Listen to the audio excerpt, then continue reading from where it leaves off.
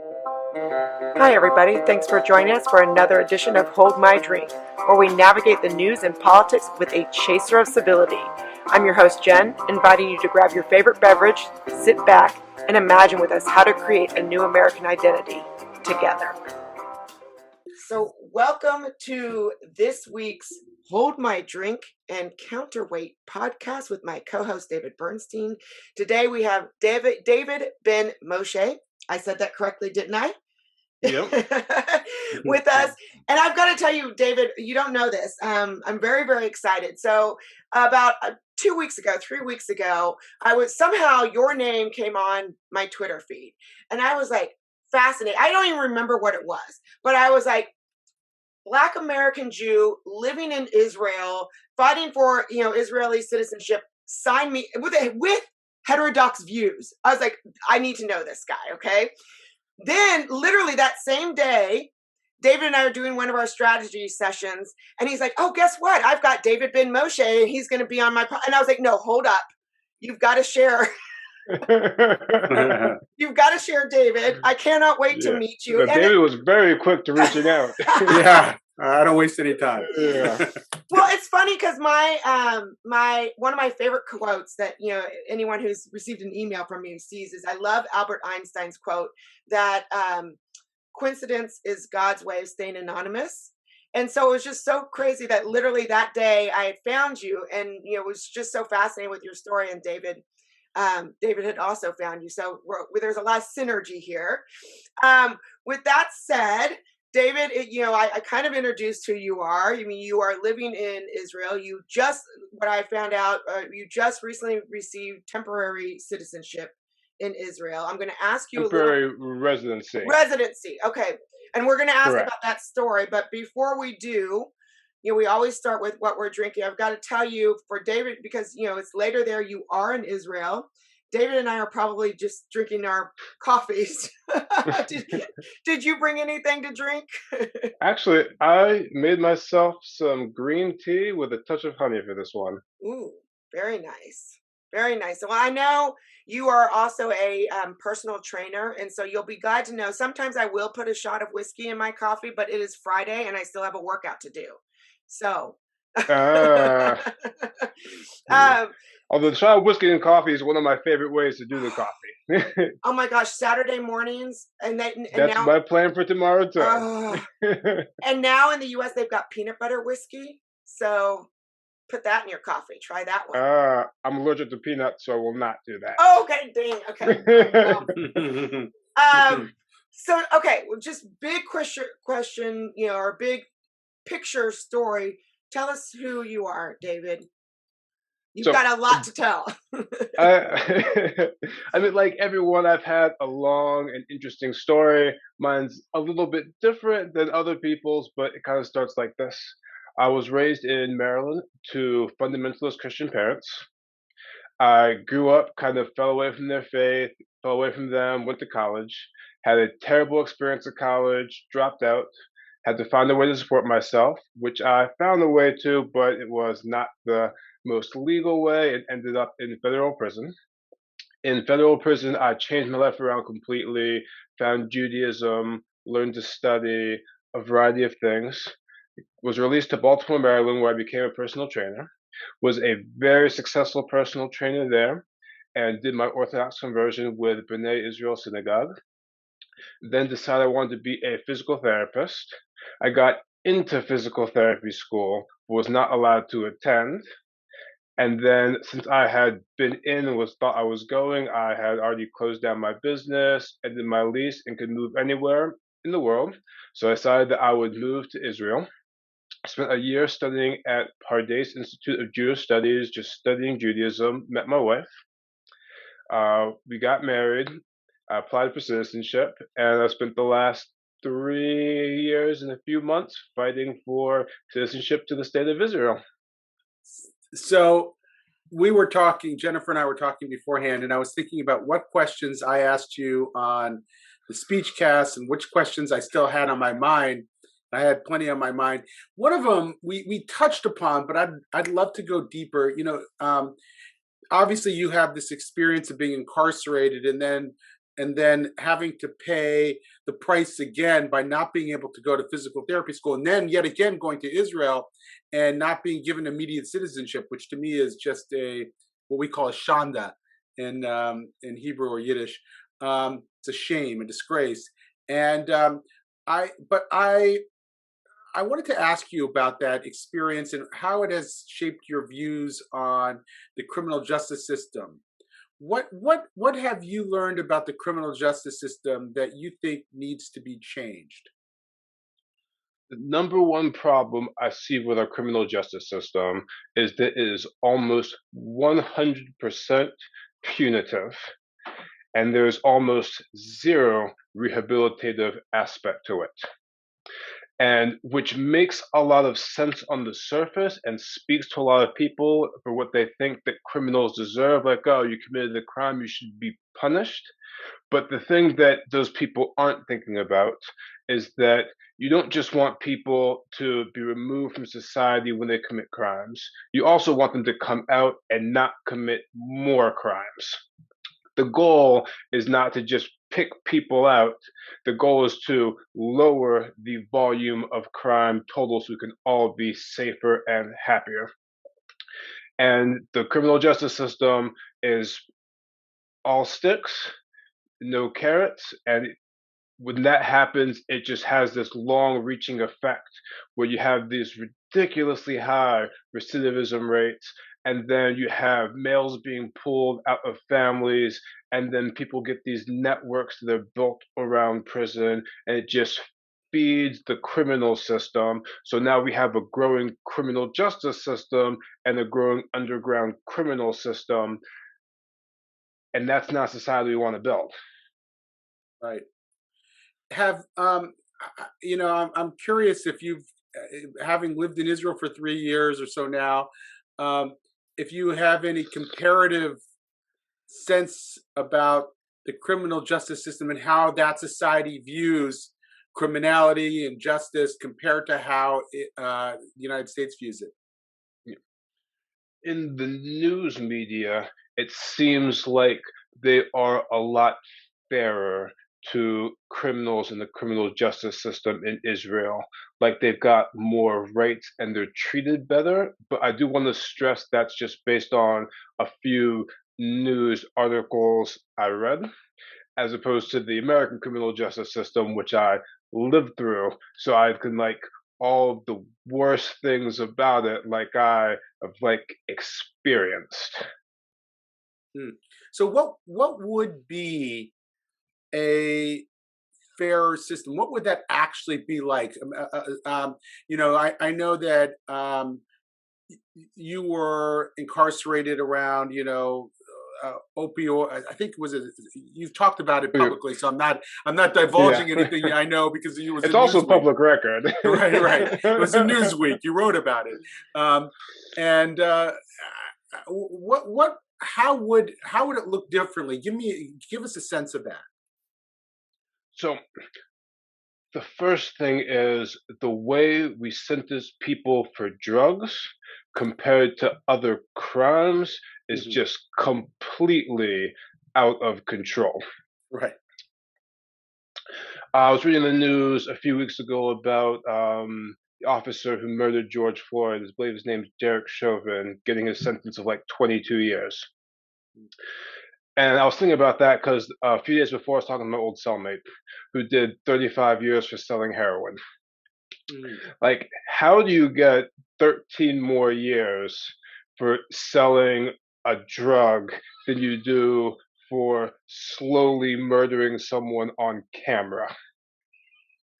Like, what kind of a system is that?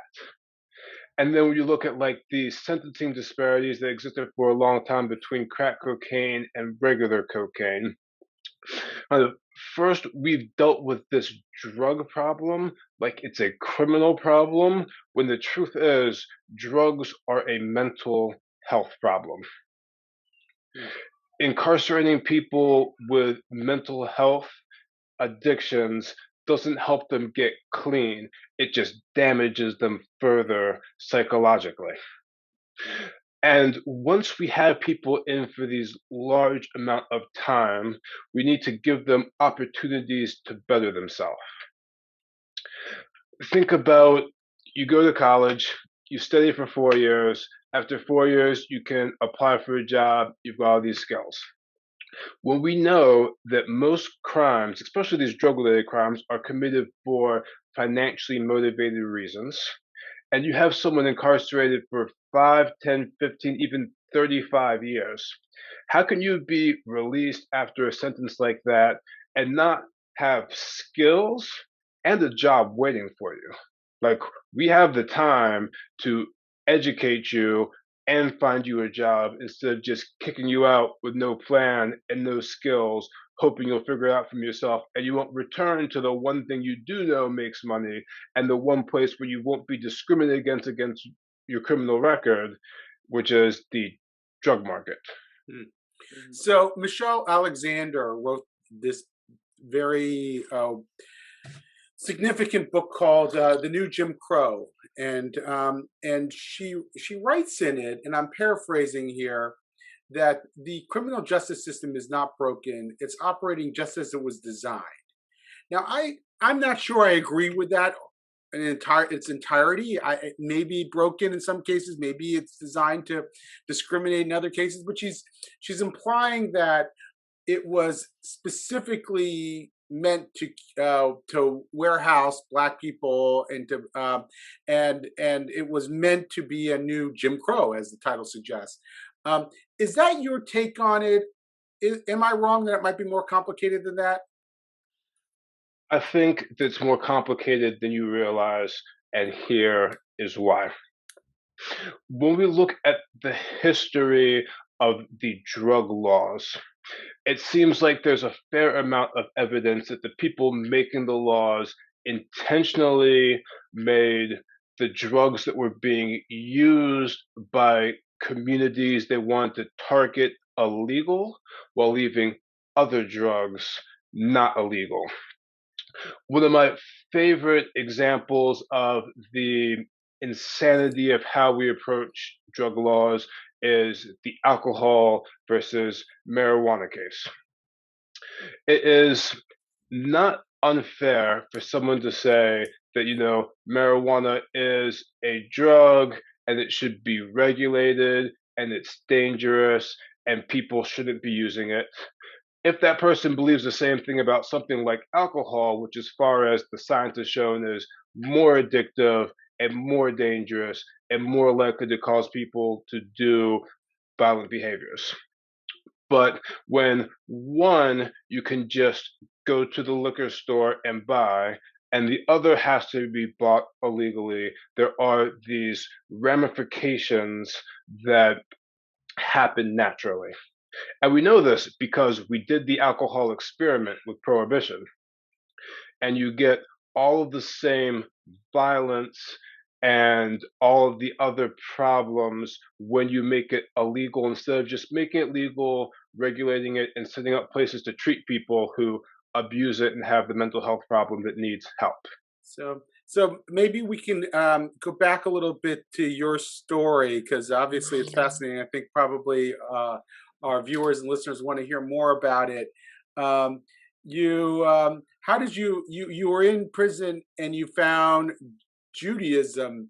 How does a nice African American boy from Maryland end up finding Orthodox Judaism? So in prison, it was really one of those serendipitous stories. Kind of, I thought about it when Jennifer brought up earlier the story about coincidences and the quote from Einstein. So I'm locked down in the library. So during the lockdown, there's no movement. We don't know when it's going to end. Time's just passing. I finished studying what I planned on studying in the library, and it's just hours and hours. And so we're all getting restless. I'm walking around. I see a guy who's sitting and studying and quiet and doesn't seem to be bothered. I walk by him a few times and look over his shoulder and see he's reading something in a language I don't understand. Some more time passes. I pass him a few more times. Eventually, I ask him what he's reading. And he says he's reading the Bible and the language is Hebrew. And then I noticed something interesting and I asked a question. And this question went on to eventually change my life. And the question was, I noticed at the bottom of the page, there's all these text boxes. I asked him what those were. And he explained to me the idea of parshanut, people explaining what the verses mean. So it's like, oh, this guy says it means this guy disagrees and says this guy is writing much later, talks about this guy is wrong. And the idea that you would have a religion that held its holy book and wanted to hold on to so many opinions of what it meant in different interpretations because they're all worth studying blew my mind. Because being raised fundamentalist Christian, my thoughts on religion were you believe it like this or you go to hell, and those are your options. And the idea of looking at different opinions, not saying there's one right answer, and having a religious system built around a culture like that really spoke to me. I studied it more and eventually was like, this is for me. I'll ask one more question. Maybe Jennifer will take it from here. I'm loving listening, so keep going. Okay.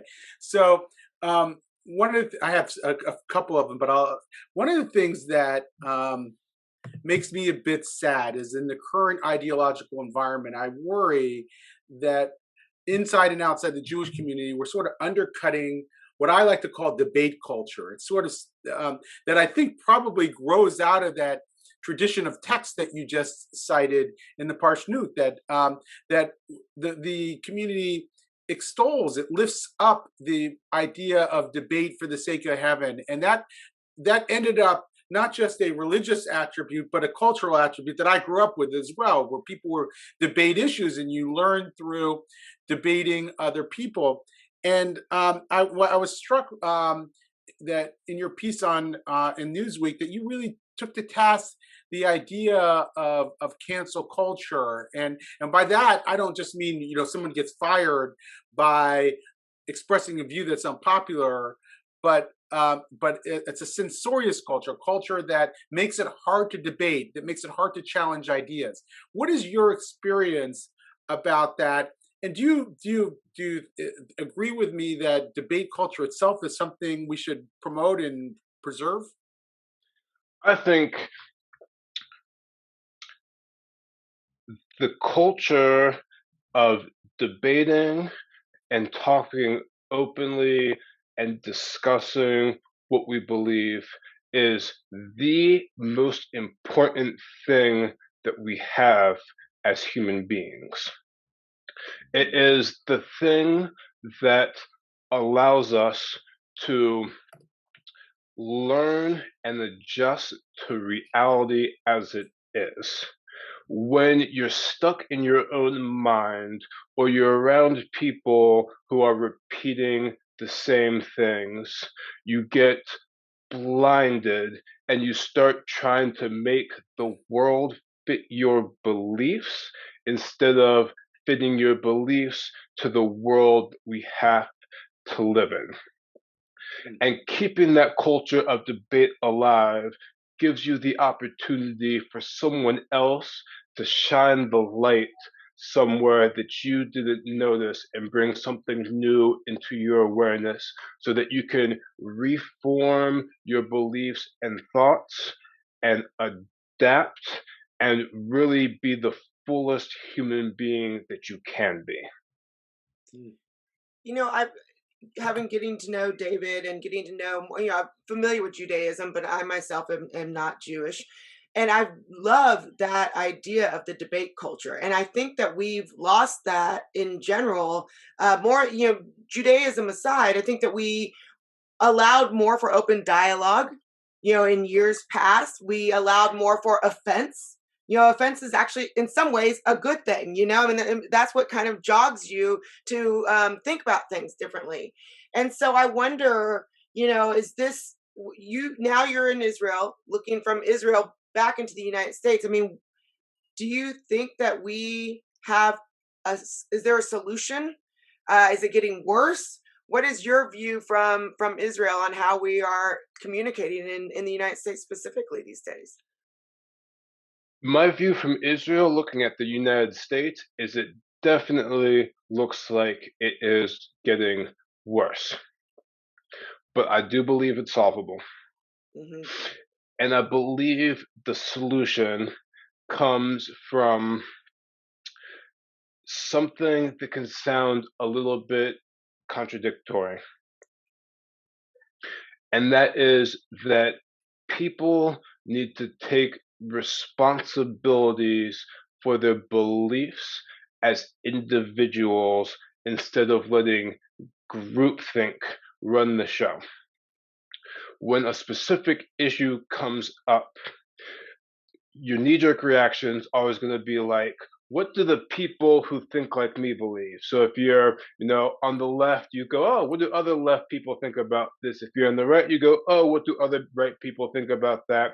And you want to repeat their beliefs to stick with the crowd, but you need to evaluate that issue as an individual issue, separate from everything else, and make your own decision based on your values as to what it really means and what you think about it.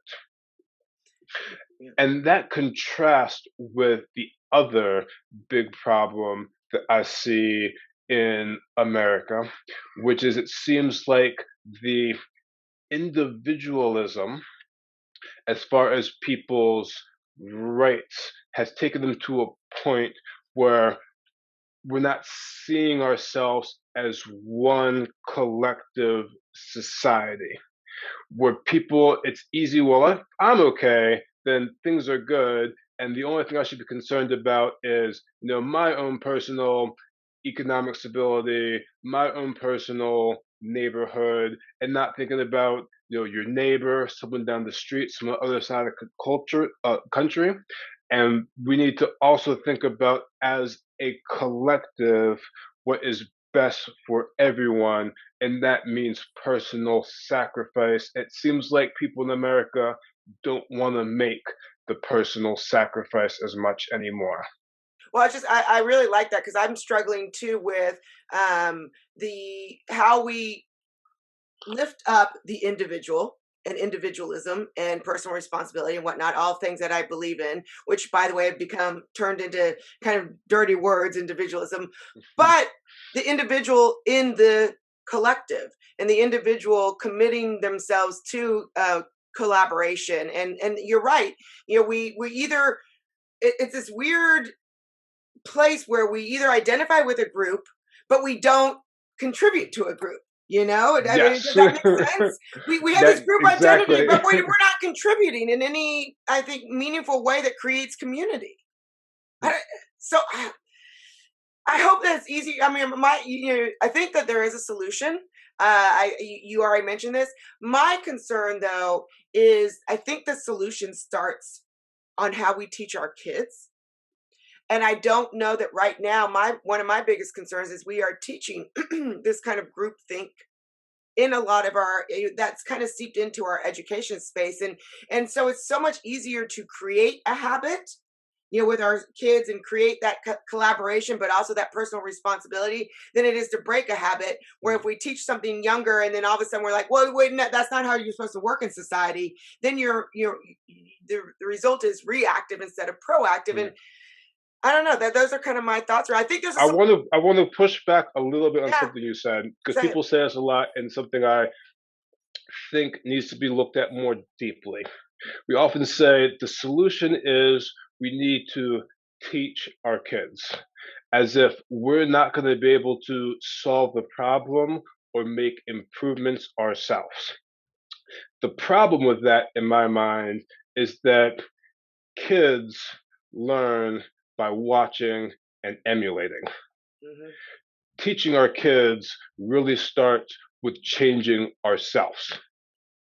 We can try to teach them whatever values we want, but if we teach them and they look up and see us doing the exact opposite, they're going to do as we do, not as we say. Right. No, 100%. 100%.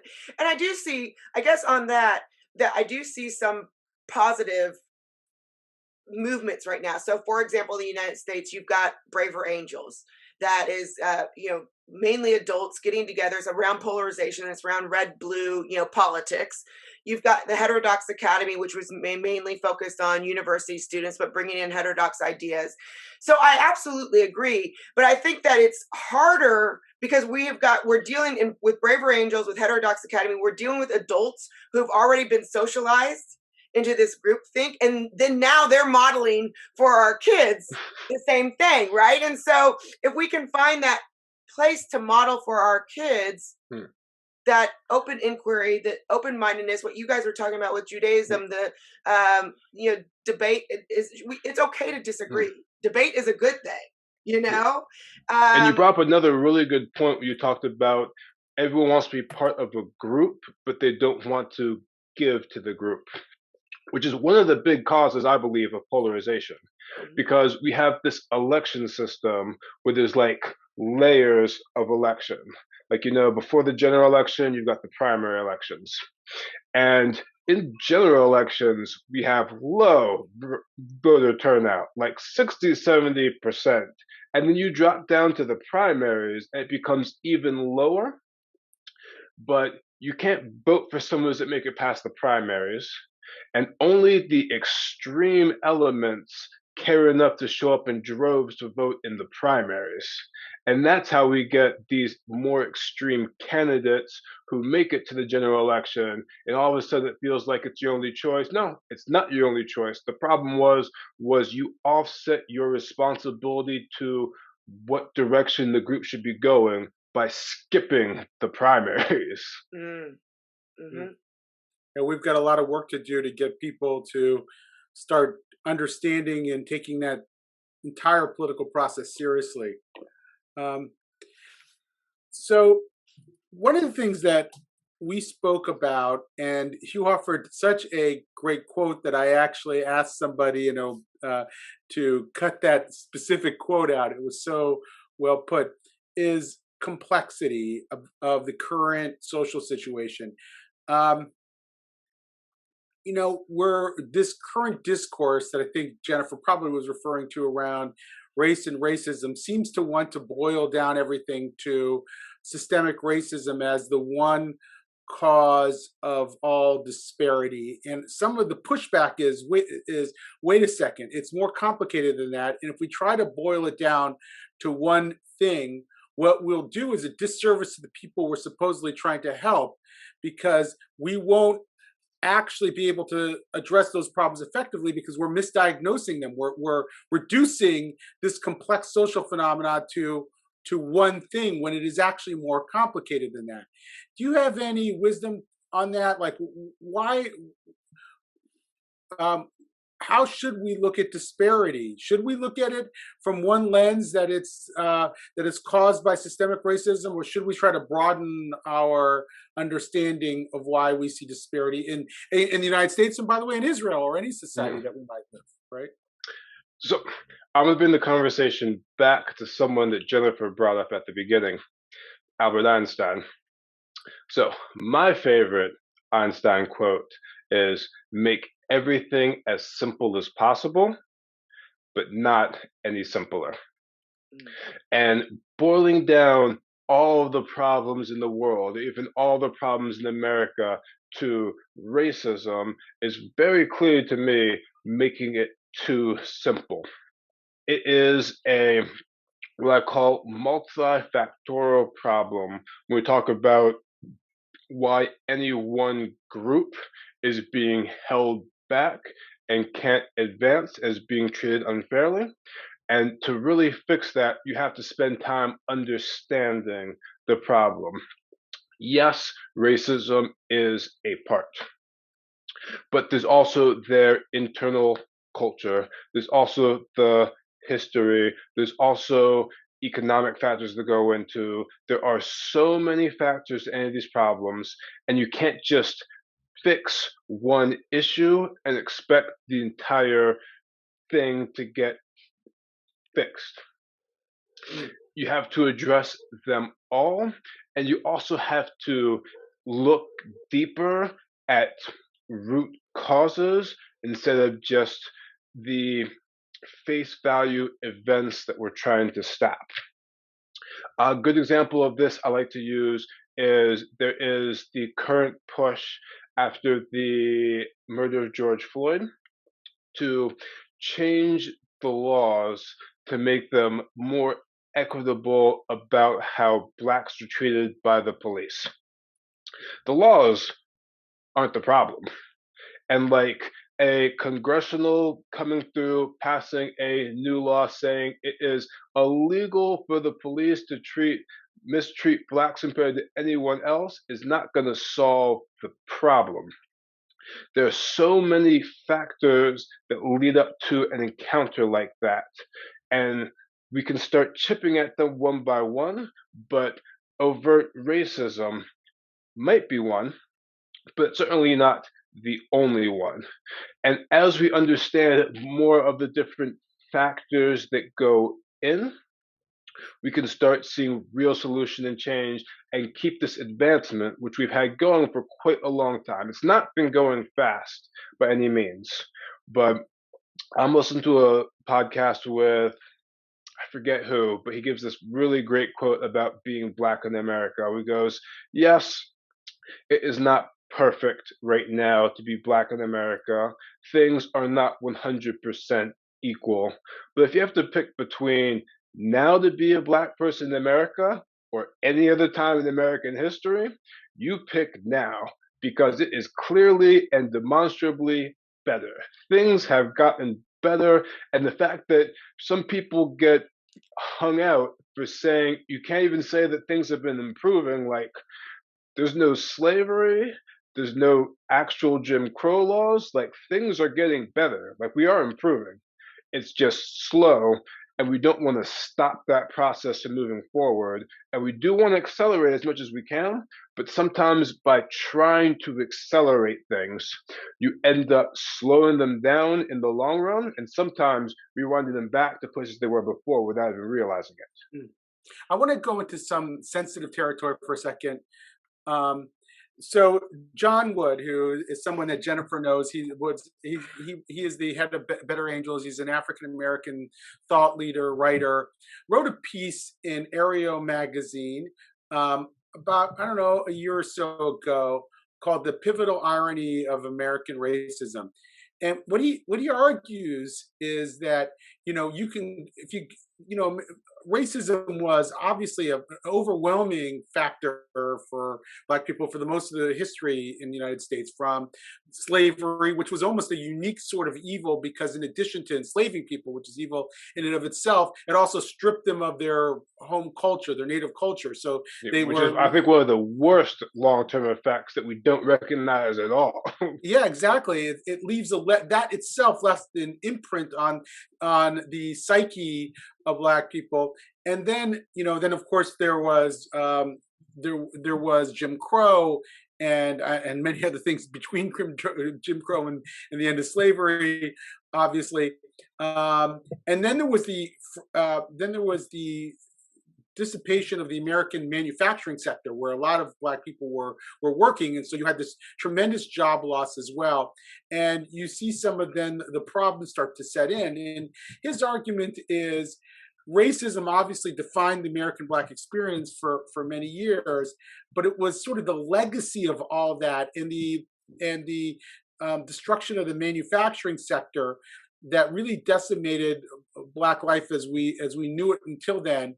And that while racism still explains certain things, and there are certain structural realities, you now have to take a look at the culture that was left by that in certain segments. I mean, I think we should acknowledge the fact that 2/3 of the African American community today are not living in poverty. They're in the middle class. So there's been, even on that front, there's been tremendous progress. But still, you have to now be willing to take a look at culture, even if that culture was a result of the horrific conditions that Black people face in America. And that's a compassionate look, to take a compassionate look at culture in that way, not as a way of laying blame, but as a way of saying, look, we know this was perpetrated against you, and we know that you had to adjust to these horrible conditions. but we now need to take an honest and compassionate look at culture so we understand its role in the continued disparities and problems faced in the inner city and so forth. How do you think about that discourse? And what is it? Is it too fraught to have? Does it lead to racism among whites that we should try to stifle? Or do we need to have that conversation because it's true and you're more likely to take us in the right direction as well? I would like to read the piece in deep, but from your synopsis, it sounds like it's true and something that I agree with. The role of culture in Black society in America is one of the key things that I think needs to be looked at when we see the current disparity between Blacks and most other groups. One of the examples I like to use is this. 1/3 of African American males will end up with a felony in the United States of America. The rates for every other ethnic group are so much lower. When you see a number like that, I can only think of two ways that we can really think about that problem. Either A, there is something genetic that makes Black people do criminal behavior, or B, there is something culturally that is producing Black criminals. And I think the answer has to be B, that there is something in the greater American society and within the Black community and part of the criminal justice system. They're all interconnected and are producing people who need to enter the criminal justice system. And looking at all aspects of the culture is key, because you can't just say, oh, in this community, they're not doing anything. It's all the outside stuff that happened to them. In fact, that's disempowering. Kind of all the aspects need to be looked at, because it's not about laying blame to anyone. Right. It's about fixing the problem. Yes. And whatever we need to do to fix the problem is what has to be done. And if we are afraid to look at certain aspects of the problem, we may miss key factors that will hold back progress because we're afraid of offending people. And that's one of the big fears I have when I see the culture of debate and discussion disappearing. Yeah. You know, Very Eric powerful. Smith said something the other day. David and I loved it. Was we overemphasize the problem and underemphasize the solution. So we're all fixated. We're fixated on the problem. It's like, whoa, you know, because not no one. I would say a majority of people don't want. I mean, they want to fight racism, right? But it's like the problem has become where it's everywhere. You know, we're looking for it, so we find it everywhere and everything. I mean, you know, dogs are racist now. You know. Instead of actually saying, what can we do about this? But I want to go back to something that you said. I'm really into history and genealogy. I am currently writing a book with a Black co-author, and one of the first things that we did when we got to know each other and start to write with each other, he traced his history back. And like most Americans, he is, you know, he's got a lot of European ancestry as well as African ancestry. So he traced his ancestry back to the, I believe it was from Kent, England, the Twyman. His last name is Twyman, the Twyman that came in, and so he said to me, he goes, you know, one of the big things that I think that we aren't doing in our society is seeing ourselves in the other, right? So he wanted me trace your history. Well, I mean, you can see I'm pretty vanilla, but I found, you know, through doing that, I found a lot of Black cousins and cousins of other ethnicities, and started to communicate with them and come together over that familial relationship, despite the differences that we have in our skin color. And one of the things I've learned through this is I do think it is a tragedy, and you mentioned this, that one of the worst things about slavery is that a lot of people in the United States cannot trace their heritage back. So, and you know, for a lot of white Americans, that's much easier to do. And so you've got that anchoring if you will. And I wanted to explore that a little bit more with you, but I wanted to give my idea on that, though. Even though I've gone through this and I've, found my distant cousins and gone through this experience with my co-author, one of my big questions is, when do we, though, say we come together as Americans? Whether you're a Black American, a Latino American, when do we say that? When do we stop? When do we let go of the resentment and grudges of not being able to trace our heritage back to Africa or wherever it might be, and recognize ourselves in the other and as in fellow countrymen and women? For me, the sooner we can let go of the resentment and grudges about not being able to trace our culture, the better. Like you said, that's one of the things that helps to find the problem, but doesn't help with the solution. When I think of the importance of culture, the first thing that comes to mind is the history of the Jewish people, who have kept their culture together so beautifully for so long through so many challenges, which is how you have the ability to have a modern state of Israel Mm. 2,000 years later, after being spread to the ends of the earth and multiple other kingdoms and empires controlling the land, on the same land, speaking the same language and doing a lot of the same things that their ancestors did over 2,000 years ago. Like when they do the archaeological digs and they find like a tefillin box and it's got, it's like a different size, but it's the same thing used in the same way with the same stuff inside of it that I put on every single day. It kind of ties you into a heritage which can help direct your future actions and instills values that allow you to make decisions that would be good in the long term, because a lot of culture stays around, at least I believe, because it's effective.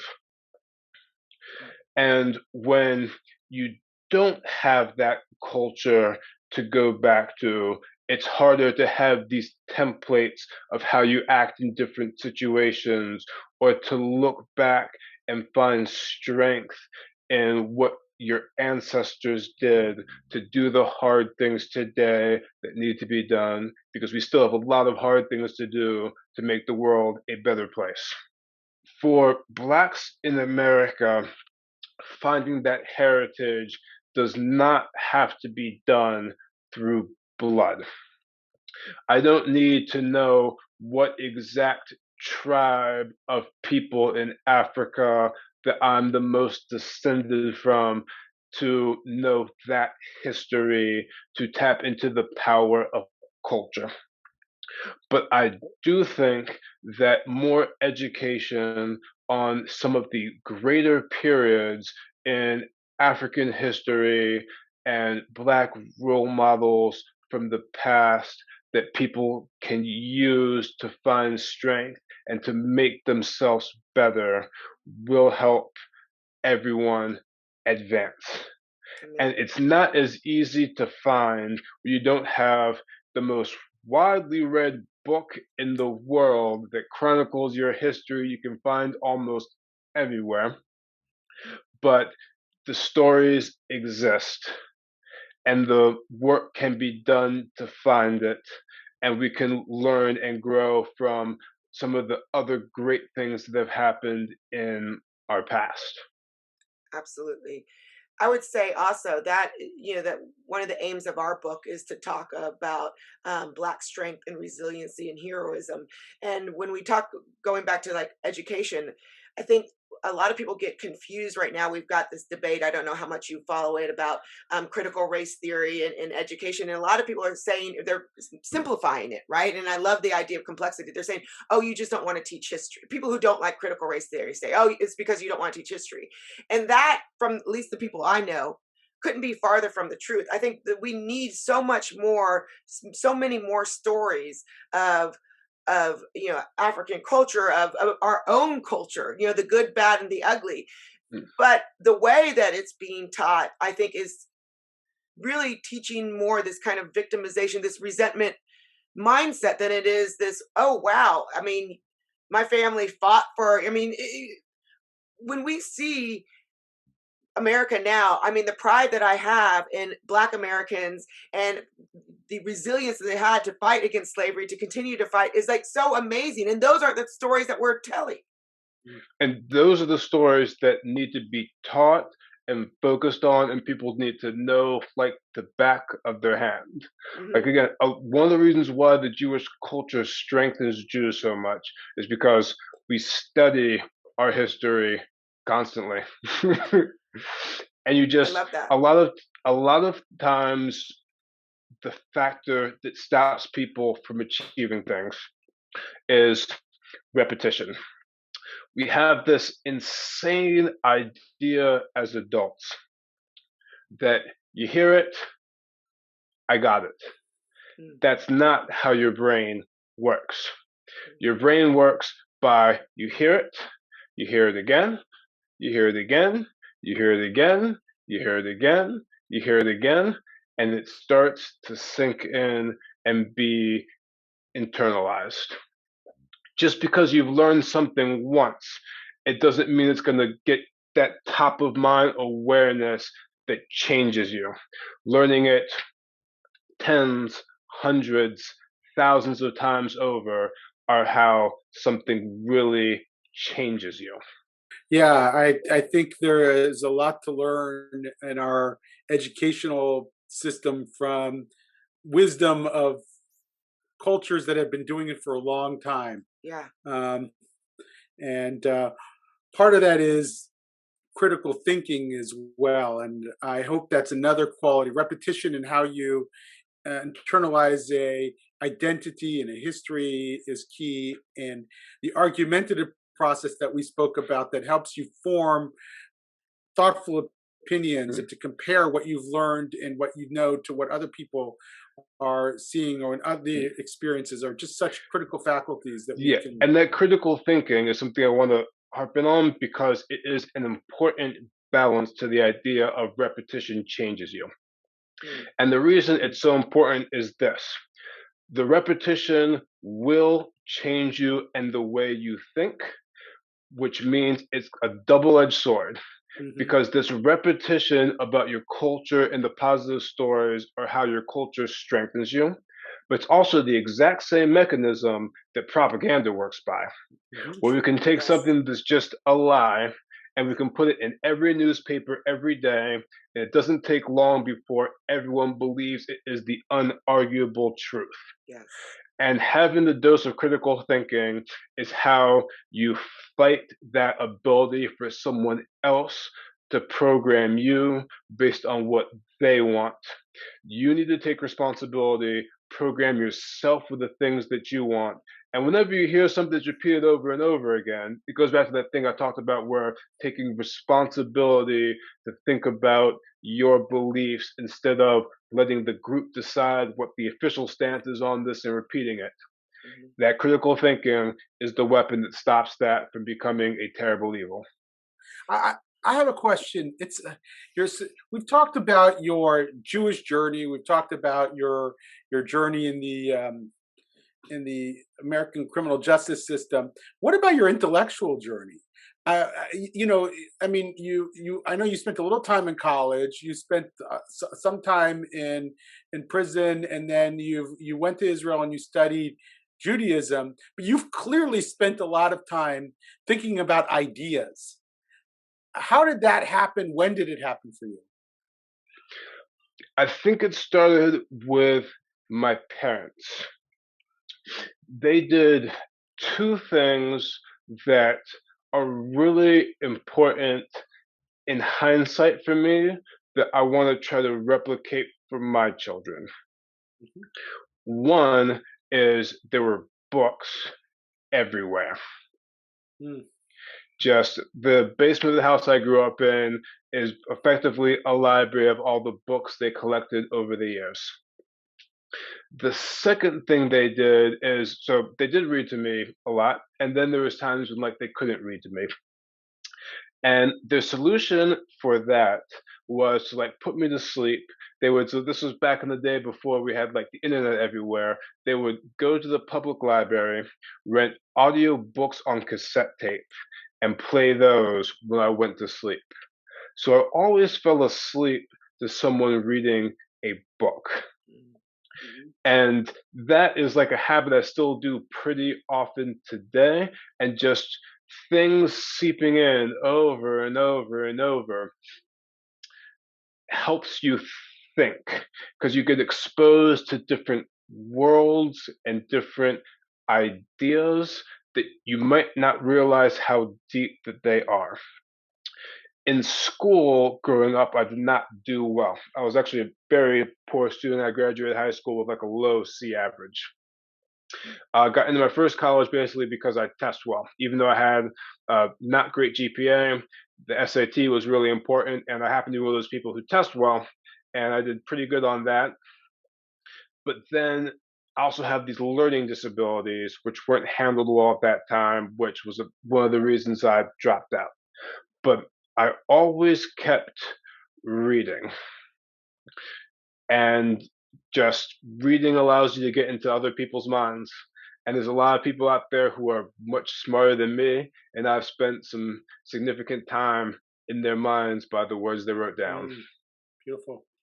That's so interesting. I mean, there's millions of studies that, or maybe not millions, but there's quite a few studies that say that, as a child, the amount of words that you hear makes a difference. And one of the things around that is single parent households. You hear more words when you've got two parents in the household. And so, and that's not even white, black, whatever. I think that concept of reading, and if you are a single parent, which I am, by the way, I just love what you just said, is to have like even playing tapes, I mean, now we have Audible. You can get, when you replace your cell phone, you can take your old cell phone, download the Audible app, and play it for your kid every night, and that's a solution. Again, we don't want to look for problems, find solutions. Yeah. Yeah. I mean, I just love that, because I was thinking about that, going, okay, with me, I mean, I'm not a single mother right now, but I spent a lot of time, and I wish I'd heard that, where I was like, okay, just have my son, listen to extra words, because it is so incredibly important for a child's development. And that single parent, I'm sure, and congratulations on making it through that time, but that's one of those many, many factors, like the amount of Blacks who have single parent homes. Like a single parent home is hard on a kid. It is. Yeah. Like having two parents, whatever those two parents may be, just there's power in numbers. And that's another part of disparity, that like doing things to improve that and make life easier for single parents does great things for their children. We support those people who always need our help. Yeah, that's thinking of solutions. That was a really good solution. Yeah. Everyone should have Audible.